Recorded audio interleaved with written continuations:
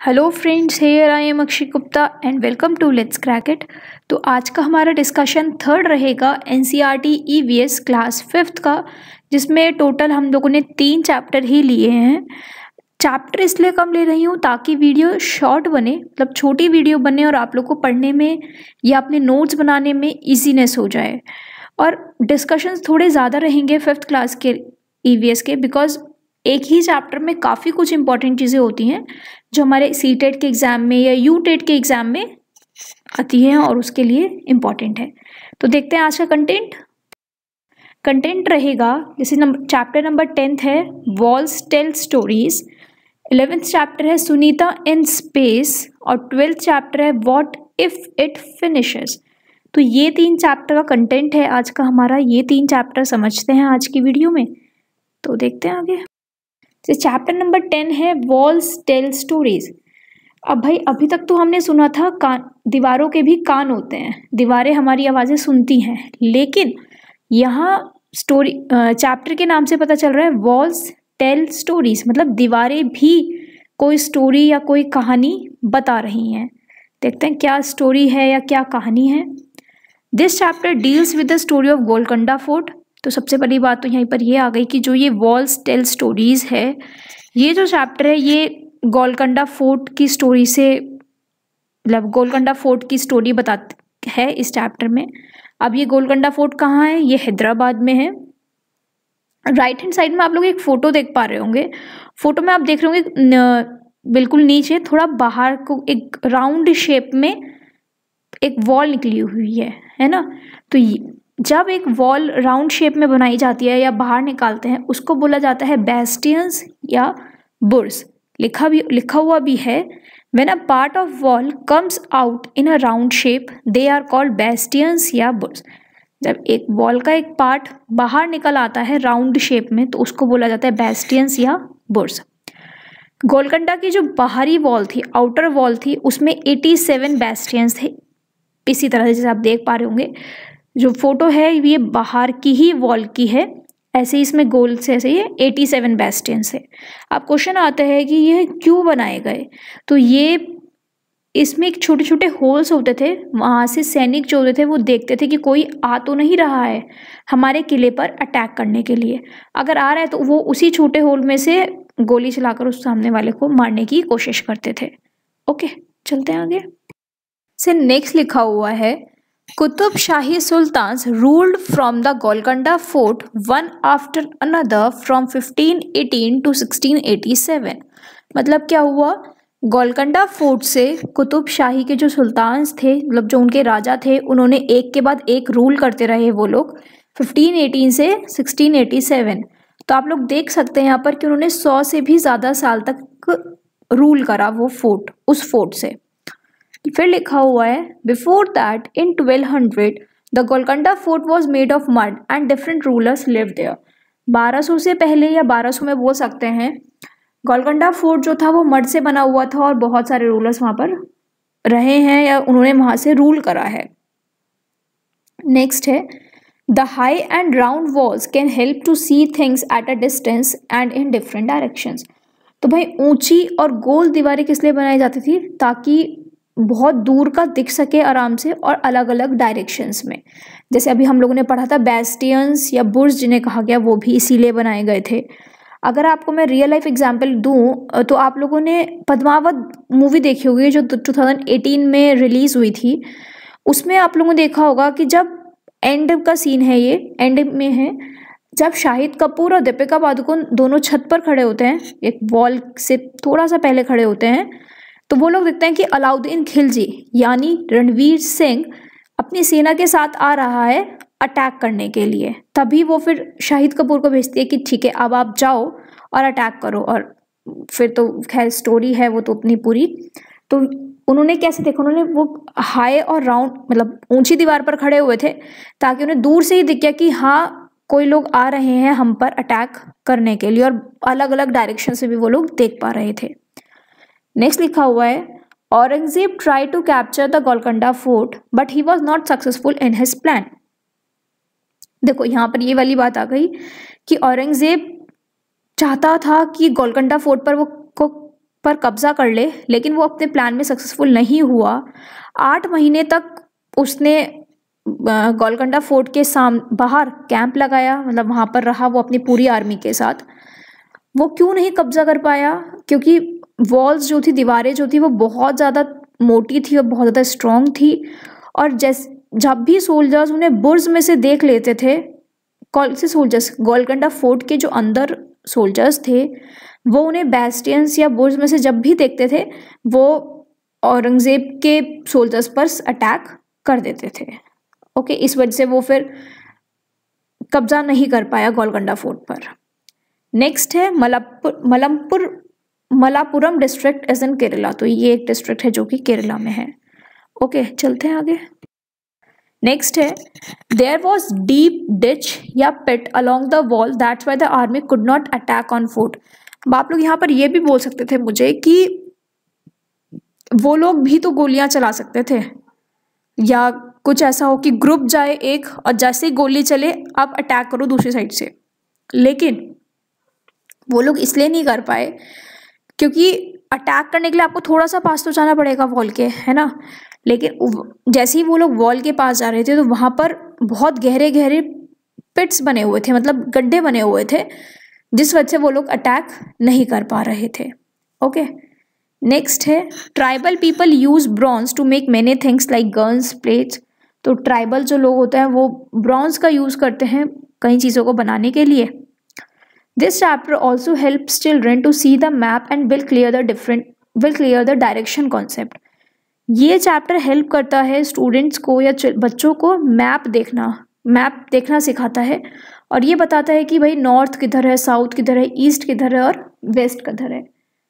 Okay, next है clay pipes would have been used in the forts, these pipe used to carry water to different places in palace. तो clay के जो pipes होते थे वो use होते थे फोर्ट्स में, और यही पाइप्स कैरी करते थे पानी को एक जगह से दूसरी जगह में। Okay, craftsman curve the stone using a चिसल and a hammer. तो क्राफ्ट्समैन जो भी मतलब वो लोग जो स्टोन से कोई नई चीज़ बना रहे हैं या वुड से कोई नई चीज़ बना रहे हैं, या आर्ट वाले जो होते हैं, होता ना सिंपल धागे मोती से कुछ चीज़ें नई नई चीज़ें बना रहे हैं, उनको हम क्राफ्ट्समैन बोलते हैं। ये लोग स्टोन्स को कार्व कर रहे थे एक हैमर से और एक चिसल से। नेक्स्ट है man carry water in a leather bag called मैशक।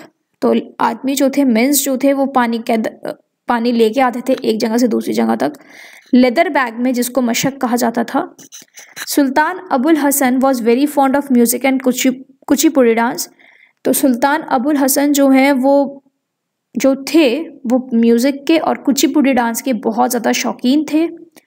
Next है एट फतेह दरवाज़ा what ever you speak can be heard at the Kings place.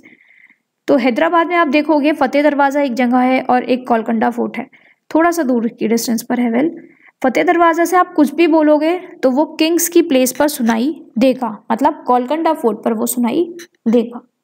Okay, चलो अब आता है chapter number 11 Sunita in space. ये काफ़ी इंपॉर्टेंट चैप्टर था। वेल, सुनीता कौन हुई? सुनीता विलियम्स, जो स्पेस में गई थी और स्पेस में जाके उन्होंने काफ़ी कुछ चीज़ें देखी थी। अब आप यहाँ पर देख सकते हैं पहला पॉइंट लिखा हुआ है on the earth when we throw something up it always comes down. ये आप एक्सपेरिमेंट ट्राई भी कर सकते हैं। वेल, आप अपनी पेंसिल लेना या पेन लेना, कुछ भी लेना, या इरेजर लेना, उसको ऊपर फेंकना हवा में, तो आपको हमेशा नीचे ही आएगी। क्यों आएगी? क्योंकि अर्थ के पास ग्रेविटी है, उसकी वजह से वो हर चीज़ को नीचे ही खींचती है। ओके, पानी भी अगर आप देखोगे तो पानी भी नीचे ही बहता है ना, डाउनवर्ड होता है। जैसे आप कोई भी झरना देख लो, वो भी नीचे ही आ रहा है, ऐसा तो नहीं ना झरना ऊपर बह जा रहा है, झरना हमेशा नीचे ही गिरता है। ओके, नेक्स्ट लिखा हुआ है Sunita Williams spend more than 6 months in space. तो सुनीता विलियम्स ने 6 महीने से भी ज़्यादा का टाइम स्पेस में बिताया था। She came to India to fulfil Kalpana Chawla's dream as she wanted to meet children here. वो इंडिया आई थी किस लिए? कल्पना चावला के ड्रीम को पूरा करने के लिए, क्योंकि कल्पना चावला चाहती थी, ये कौन थी? ये भी स्पेस में गई थी। कल्पना चावला फर्स्ट फीमेल थी जो स्पेस में गई थी, लेकिन इनका स्पेसशिप जो था जिसमें वो गई थी वो क्रैश हो गया था, और इनकी डेथ हो गई थी। तो सुनीता विलियम्स जो थी वो कल इंडिया आई थी कल्पना चावला का ड्रीम पूरा करने के लिए, कि वो कल्पना चावला चाहती थी ना कि मैं यहाँ स्पेस से जब वापस आऊँगी तो मैं यहाँ पर बच्चों से मिलूंगी और उनको बताऊंगी कि ऐसा ऐसा होता था। तो वो काम सुनीता विलियम्स ने करा। Sunita Williams went 360 kilometres away from the earth in the spaceship. तो सुनीता विलियम्स जो है वो 360 किलोमीटर्स दूर गई थी अर्थ से स्पेसशिप में। उन्होंने बताया कि फ्रॉम स्पेसशिप अर्थ की जो शेप है वो कर्व्ड शेप है। ओके उसके बाद है an interesting book for teachers is how we find the earth is round by Isaac Asimov Longman. तो टीचर्स के लिए एक बुक है जो कि बहुत इंटरेस्टिंग है, how we find the earth is round. हमें कैसे पता चला कि अर्थ धरती हमारी गोल है या स्फेरिकल शेप है। ये किसने लिखी है? आइजैक एसिमोव ने लिखी है, का नाम शायद लॉन्गमैन भी रहा होगा। ओके नेक्स्ट है the people of Argentina and Brazil are upside down to the people of India because of gravity. तो अर्जेंटीना और ब्राजील के लोग इंडिया के लोगों से बिल्कुल उल्टे खड़े होते हैं, केवल किस वजह से? ग्रेविटी की वजह से। ओके नेक्स्ट है the air slows down the speed of paper और लीव्स व्हाइल दे फॉल।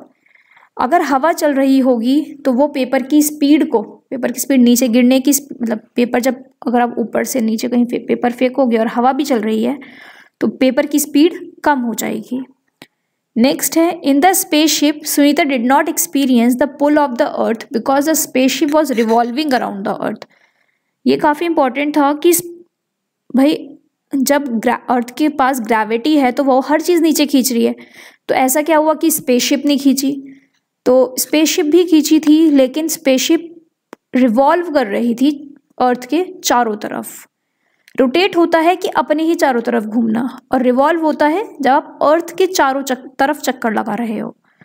तो इस वजह से उन्हें अर्थ का पुल महसूस नहीं हुआ। फिर है from space one can not see the different countries, division into countries has been done by us. तो स्पेस में से अलग अलग कंट्री नहीं दिखते हैं कि भाई ये इंडिया है, ये पाकिस्तान है, ये चाइना है, ये रशिया है, ये यूएसए है, कनाडा है, ऐसा कुछ नहीं दिखता है। क्यों नहीं दिखता है? क्योंकि ये तो हम लोगों ने करा है। वहाँ पर तो सिंपल लैंड दिखता है और पानी दिखता है। Okay since the moon is silvery and bright while sometimes it is nowhere to be seen in the black sky. तो भाई कभी कभी तो मून सिल्वरी और ब्राइट दिखता है और कभी कभी हमें बिल्कुल भी मून नहीं दिखता है।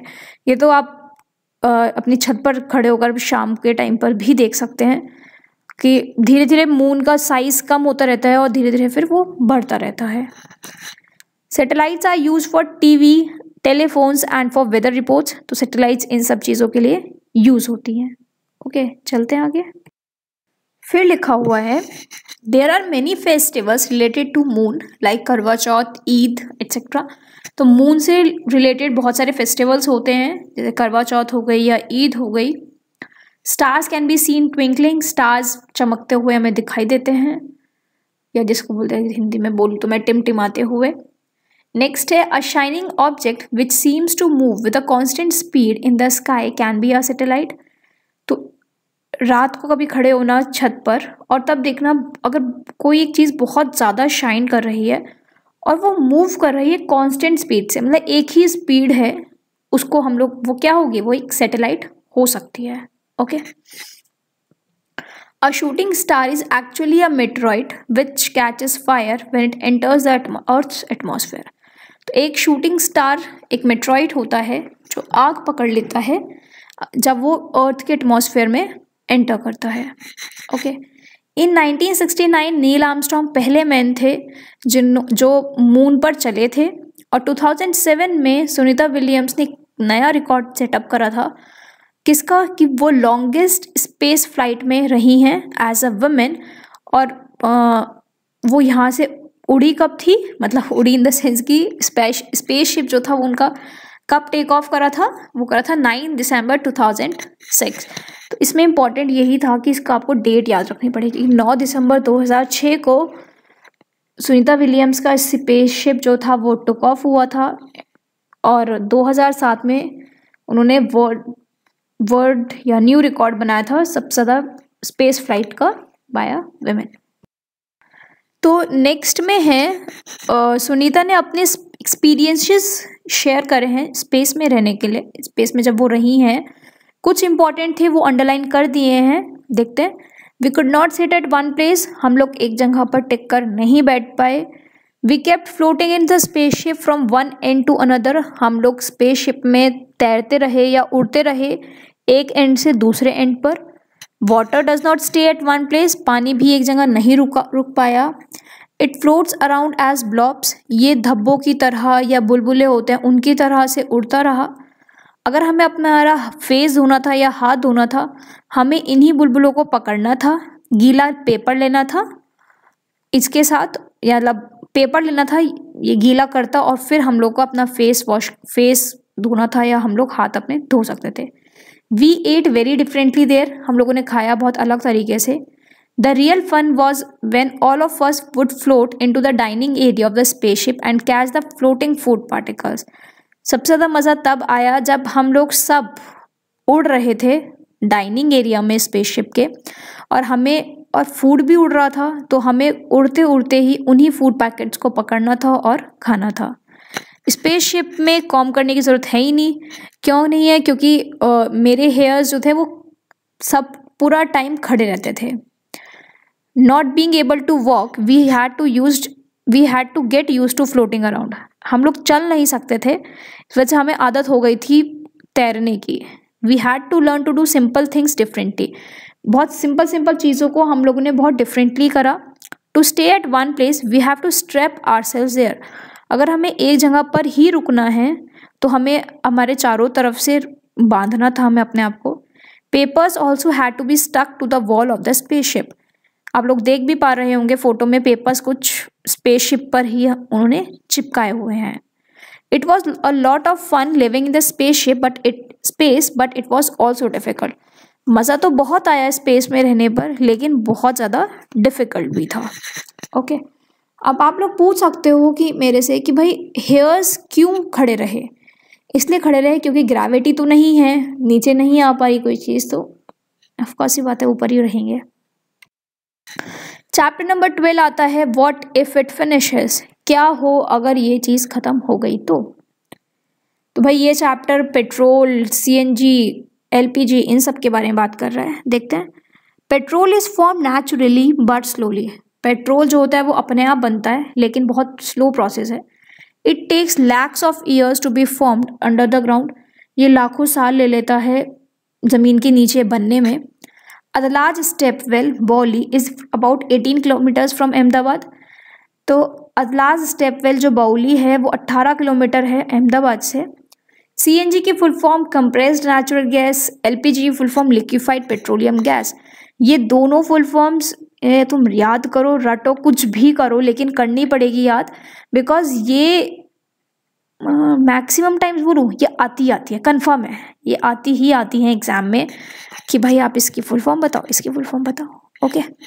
कफ can be cause because of the smoke of damp wood burn, हमें जो खांसी हो जाती है, हमें इन द सेंस कि उनको जो चूल्हे पर रोटियां बनाती हैं इसलिए, क्योंकि जो लकड़ी जलाई जाती है उसमें, या उपले जो जलाए जाते हैं वो ख़राब हो चुके होते हैं या सूख चुके होते हैं, मतलब या गीले होते हैं और उनके धुएं से। ठीक है। About 2/3 people in our country use uple, wood and dried twigs etcetera, 2/3 लोग हमारी कंट्री में, इंडिया में उपले यूज़ कर रहे हैं, वुड यूज़ कर रहे हैं, ड्राइड ट्विग्स, या ड्राइड ट्विग्स क्या होंगी, जो बहुत छोटी छोटी और सूखी हुई लकड़ियाँ होती हैं, बहुत छोटी, मतलब पतली लकड़ियाँ बोलते हैं। They are use not only for cooking food but also for keeping warm, for heating water and for lightning, खाना बनाने के लिए ही नहीं, पानी गर्म करने के लिए, लाइट के लिए भी ये उपले, वुड और पतली पतली लकड़ियाँ यूज़ होती हैं। ओके। नेक्स्ट है ट्रेजर फ्रॉम द अर्थ, हमें अर्थ के नीचे से हमें क्या क्या चीज़ें मिली, क्या क्या खजाना मिला। ट्रेजर होता है खजाना। देखो, it is not easy to find out where oil is deep down below the earth, आसान नहीं है ये देखना कि भाई कहाँ से तेल मिल सकता है। Scientist use special techniques and machine to find this out, scientist बहुत स्पेशल टेक्निक्स और मशीन्स यूज़ करते हैं इसको ढूंढने के लिए। Then through pipes and machines petroleum is pumped up, pipes के और मशीन्स के थ्रू पेट्रोलियम को ऊपर खींच लिया जाता है। This oil is smelly, thick, dark colour liquid. तो जो ये ऑयल है ये इसकी स्मेल अलग होती है, थोड़ा गाढ़ा होता है ये और डार्क कलर का होता है। बहुत सारी चीज़ें इसके अंदर मिक्स होती हैं, इसको सेपरेट करा जाता है, सबको अलग अलग बांटा जाता है। तो इसके हम इसको कहाँ बेचेंगे? रिफाइनरी में। Okay, it is from this petroleum और oil that we get kerosene, diesel, petrol, engine oil and fuel for aircraft. अब जो ये हमने ऑयल निकाला ज़मीन के अंदर से या पानी के अंदर से, इससे ही सब चीज़ें निकलती हैं। सबसे पहले पेट्रोल निकाला जाता है, फिर डीजल निकाला जाता है, केरोसिन निकाली जाती है, इंजन ऑयल निकाला जाता है और फ्यूल निकाला जाता है एयरक्राफ्ट्स के लिए। मतलब इसमें हर चीज़ निकल जाती है। वेस्लीन हमारी जो वेस्लीन लगाई जाती है वो भी इसी में से निकलती है, या कोल तार जो सड़कों पर बिछता है ये भी इसी का ही एंड प्रोडक्ट है। Okay, do you know LPG cooking gas, wax, coal tar, grease और ऑल्सो ऑब्टेन फ्रॉम दिस। ये देखो वही चीज़ मैंने आपको लोगों को बताई कि LPG कुकिंग गैस जो हो गई, वैक्स हो गई, कोल तार, ग्रीस, ये भी सब हमें इसी ऑयल से मिलता है। It is also use in making several other things like plastics and paints. ये अलग अलग चीज़ों को बनाने में भी हेल्प करता है, जैसे प्लास्टिक्स हो गई, पेंट्स हो गए, सब कुछ। मतलब ऐसा होता है कि एक बार ऑयल निकाल लिया और ऑयल के ऊपर एक गैस तैर रही होती है, उसको भी कलेक्ट करा जाता है, उससे हम लोग CNG और LPG बनाते हैं। एंड जो ऑयल निकाल आता है वो जब तक बिल्कुल काला नहीं हो जाता, बिल्कुल ख़राब नहीं हो जाता, तब तक हम उसमें से चीज़ें निकालते रहते हैं। और जब वो बिल्कुल काला हो जाता है तो हम लोग उसको कोल तार के रूप में यूज़ कर लेते हैं। Okay, so thank you guys, यहीं तक थी वीडियो आज की। 3 चैप्टर हम लोगों ने कंप्लीट कर लिए। थोड़े से डिस्कशंस ज़्यादा रहेंगे, वही चीज़ सेम, क्योंकि चैप्टर्स में इम्पॉर्टेंट काफ़ी कुछ है, तो सब चीज़ ही कवर करनी ज़रूरी है हमारी, इस वजह से। Okay, so thank you guys. Video पसंद आई हो तो वीडियो को लाइक करना ना भूलें, शेयर करना ना भूलें और साथ ही साथ चैनल को सब्सक्राइब करना भी ना भूलें। Thank you guys, keep supporting.